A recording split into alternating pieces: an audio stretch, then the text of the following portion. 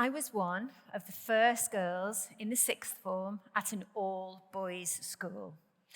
I didn't go unnoticed. There were two types of boys in the all-boys school. The first was really good at sport.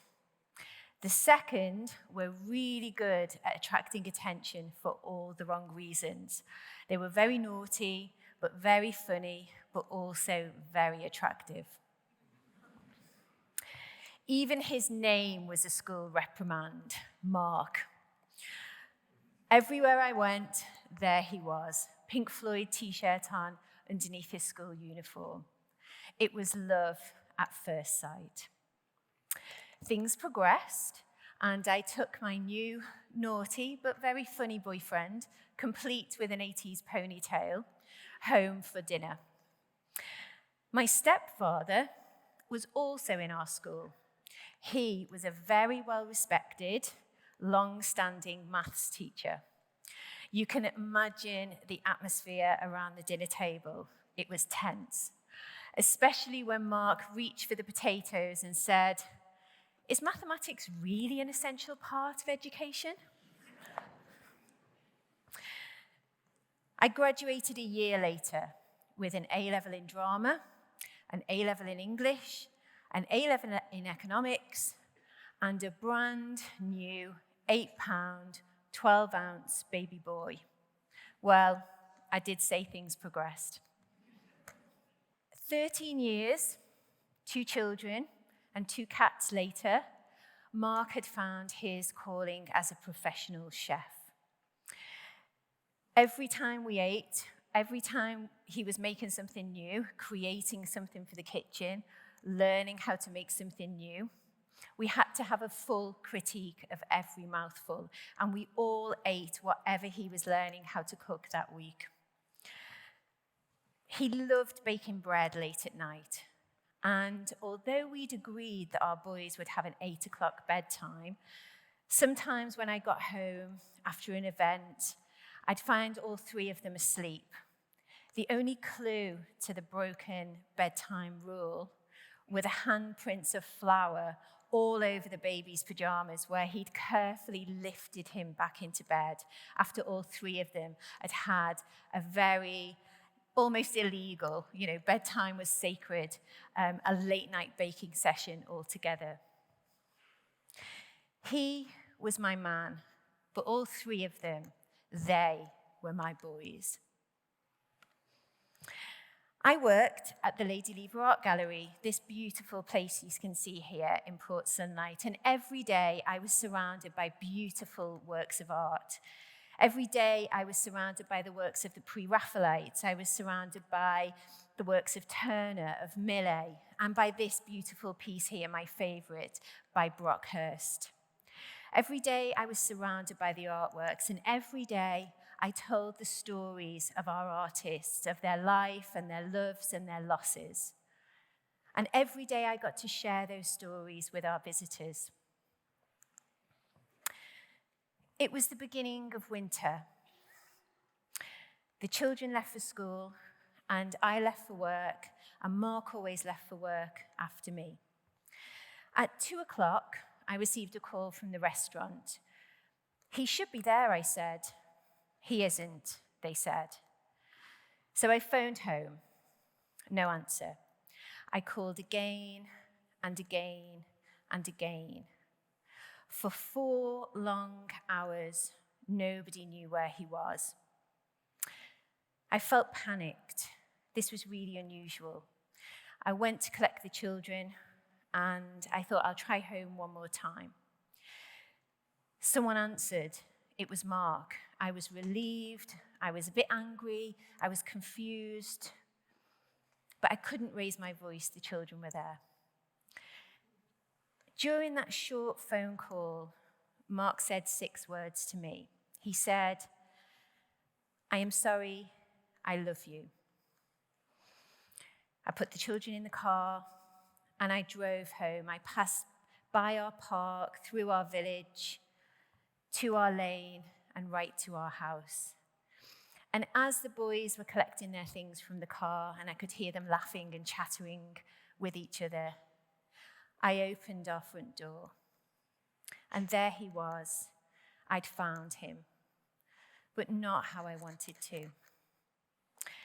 15 minutes earlier, when Mark had said those last 6 words, "I'm sorry, I love you," he was apologizing for this. Mark had ended his own life. We had started that day as a family of 4, a mum, a dad, and 2 boys. I ended that day a widow. My 13-year-old, my 3-year-old, our family, our friends were all stunned into shock. Mark hadn't told anybody how he was feeling. He hadn't told the boys in the kitchen how he was feeling. He hadn't told our doctor how he was feeling. He hadn't told our friends, our family how he was feeling. And he hadn't told me. I now know that suicide is the biggest cause of death in our men under 50. He was 32. This new landscape of grief. After 9 months, I started to take my first shocked, stunned steps out of a storm of bewilderment. One morning I woke up and I didn't know which way was up. The shock had really started to wear off. Before I knew it, my mum, my fantastic mum, was whisking me past the receptionist right into the doctor's surgery. And when I got there, my doctor said to me, "I've been waiting for you.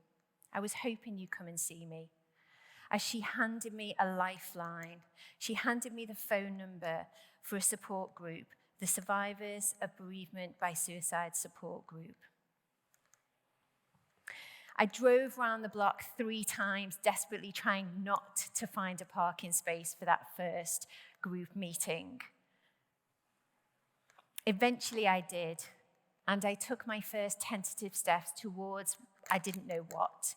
I'd never been to a support group before.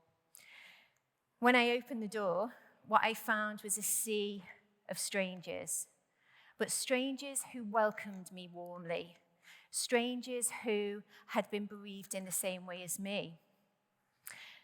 I was not alone. I was not alone. I was not alone. We were not alone. I started listening and learning and trying to understand what had happened. I started to go to suicide prevention conferences, trying to learn, trying to understand what had happened. I was asked to share my lived experience for the first time. The girl from the gallery who used to tell other people's stories was now telling hers. In the year I was born, psychologist Ed Schneidman stood on a stage like this, in front of an audience like you, and he used the word postvention for the first time. Postvention is how we support those bereaved by suicide. It's the support groups, the helplines, the way that we talk about suicide. It's the language that we use, the way we communicate. It's all of those charities that have been set up by people with lived experience of this. 1 in 4 of you know somebody who has ended their life. And yet, I thought I didn't know another single person who had been bereaved like me. Actually, I was surrounded by them, but they were silenced by stigma. The stigma was fueled by fear, the fear that if they talked about this, it might make it happen again. But nothing could be further from the truth. Stigma leads to a world of broken pieces, suffering their loss, our loss, in silence. In the art world, we look at our objects and we think about how will we repair them, how will we look after them if they ever become damaged. In Japan, this is a revered art form called kintsugi. Kintsugi artists use the most beautiful gold to bring pieces back together again, not to hide their cracks, but to create beautiful testaments to what has gone before. In 2016, I presented a BBC BAFTA-nominated documentary called Life After Suicide. And in that film, I spoke to people who were also bereaved by suicide. One of those people was actor David Robb from Downton Abbey. He'd lost his wife to suicide just 1 year earlier. And as one bereaved person to another, as he reached for my hand during that filming, he said, "Tell me this gets better." And I could say, hand on heart, yes, it does. It does get better. What I should have said is that it gets better if you receive the help and support, the postvention that you need.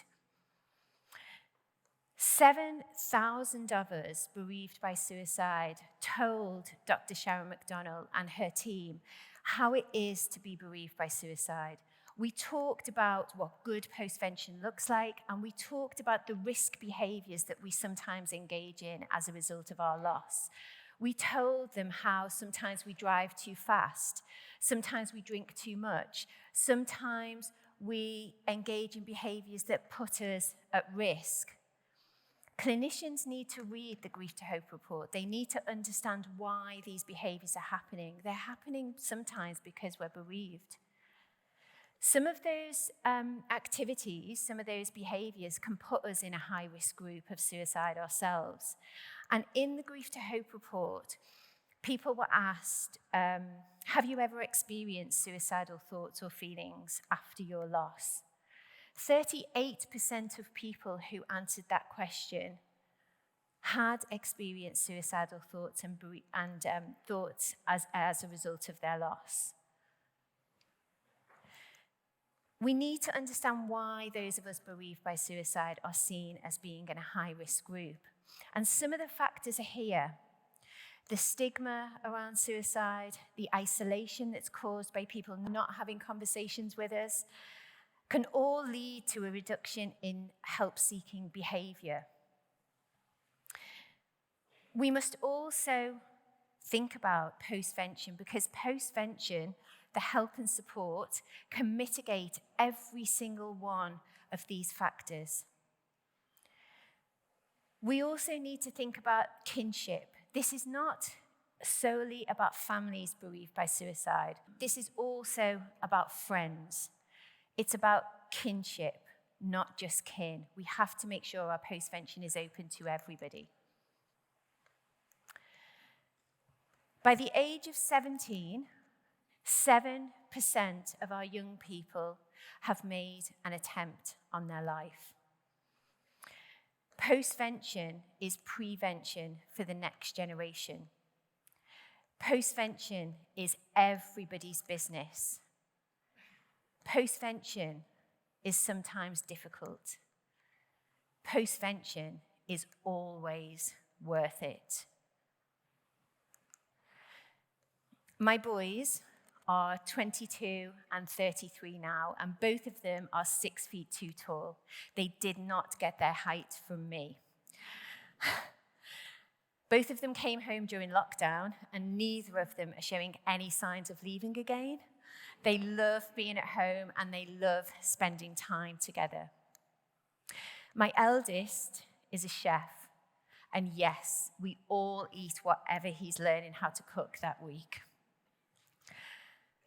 My scars are still here. They're visible for all to see. And yet, like those kintsugi artists know, I am strengthened in the places that were once hurt. I am strengthened by postvention, by the help and support from those around me. This is how we heal. It's support, acceptance, growth. Friends, don't stay away. Don't. Don't cross the road from me. Cross the road to me. Cross the road to us. Thank you.